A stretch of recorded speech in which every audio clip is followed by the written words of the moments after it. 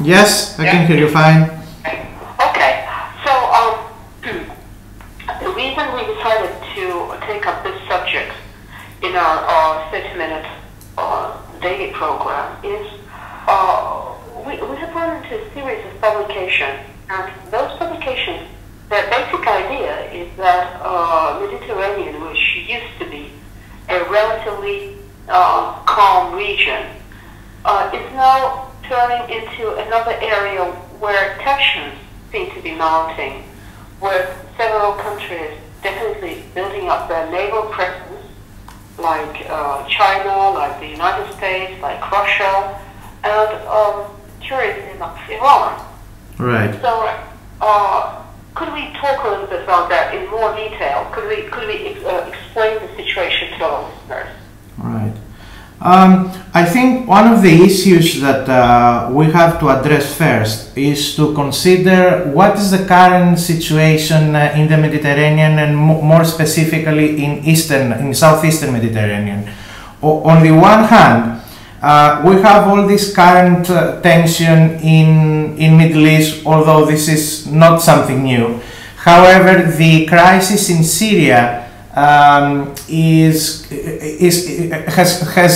a constant problem around all the nations in southeastern Mediterranean, and actually it takes much longer than everybody has anticipated. On the other hand, we have some minor regional crises that they keep emerging, as the situation in Egypt, for example.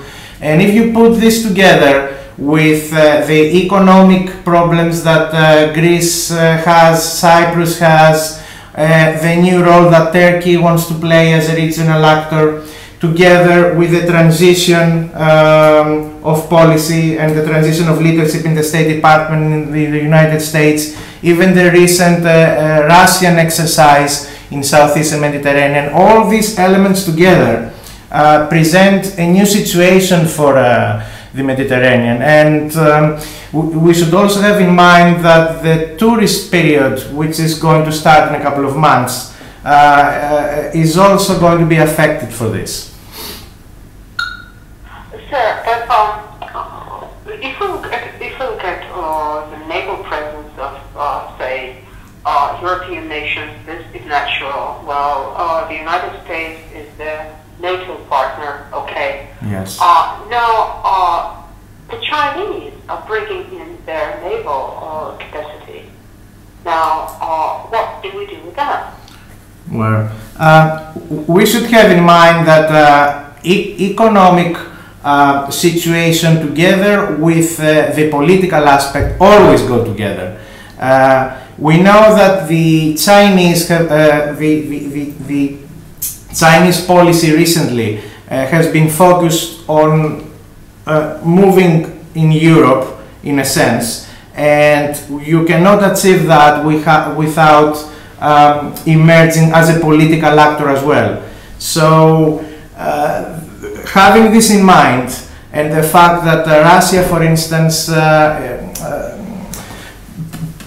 wants to present itself as a big superpower in southeastern Mediterranean, again, things are a little bit complicated. However, if we take also into account the fact that the European Union is in a sense absent from this new theater of action, take for instance the so-called Common Foreign and Security Policy, the High Commissioner for Foreign and Security Policy, who is British, take also into consideration the current debate for leaving or keep staying in the EU, in the United Kingdom. Nevertheless, the new policy of China is to bring its political impact together with its economic impact closer to Europe, and probably the Mediterranean is the ideal getaway to come closer to Europe. You cannot have economic power without any political subsidy behind it. So I think this somehow explains why the Chinese are trying to make a military, let's say, presence. Do I get it right that they have also bought certain shares in port facilities? Yeah, indeed. Several ports in the Mediterranean. Which are those ports? For instance, they actually manage right now the Greek capital of Piraeus, which is the largest commercial getaway into Europe. It's under the company Costco, if you have heard it before. So this is actually happening. Is not like they have any future plans. Right now that we talk, a Chinese company runs the commercial part of the port of Piraeus, which is one of the largest ports in Europe and the largest one in Greece. But do I get it right that if we look at the map of naval bases, the Chinese still don't have their naval base in the Mediterranean, do they? Or perhaps the age of naval bases is already gone. Perhaps the nations no longer need naval bases as soon as they have something like aircraft carriers. That's true. Nevertheless, the British and the Americans in Greece and in Cyprus, they have some limited number of bases in relation to the situation 2 or 3 decades ago.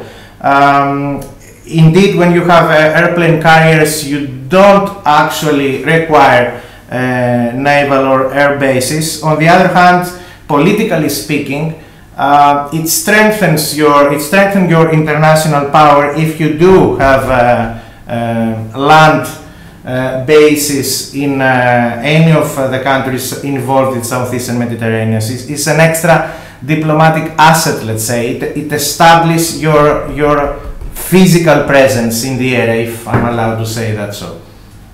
Sir, but is the European Union, or perhaps, well, I know that the European Union does not seem to have considerable army or naval capacity, but anyway, does Europe plan to do anything about that? Perhaps it can take steps to reduce tensions which are mounting in the region, or it still doesn't consider it to be a threat to be accounted for.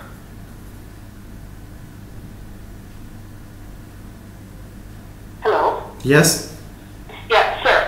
Yes, my question was, is Europe planning to do something about it? Well, Europe has first to resolve all the internal conflicts regarding its political and security aspect. And you know that there is a lot of turmoil within the Union right now. As I said to you before, it seems that the Common Foreign and Security Policy and the High Commissioner for Foreign and Security Policy that have been established doesn't work as it should. Again, that was developed in order to back up and support economic integration. So again, it's the main argument that you cannot have economic integration without the political aspect. We have the euro on the one hand, but we have 27 different foreign policies on the other. So unless you decide either to go or to follow a very strict federalist movement, that is the so-called United States of Europe, you cannot move onwards unless you decide something like this right now. So it's either that, complete federalism, or they need to step back and probably decide on a different model. The European Union right now needs to face its internal conflicts or diplomatic problems and then decide to act. You probably know that one of the biggest problems are the economic ones. The military power needs a lot of expenses right now, and with the current crisis of all welfare states that European member states are facing, the last thing they want is to spend more on military on military powers in order to strengthen their military presence or try to unite their foreign security policy. So that's another big problem that European member states have to follow. But right now, I think they need to redefine Europe and their priorities. Otherwise, I don't think that there's going to be any relevant development from the part of the European Union. Sir, thank you so much. Thank you very much. Thank you very much for the most exhaustive interview. Thank you, sir. Anytime. Thanks very much. Sir. Okay. Thank you. Goodbye. Okay. Bye.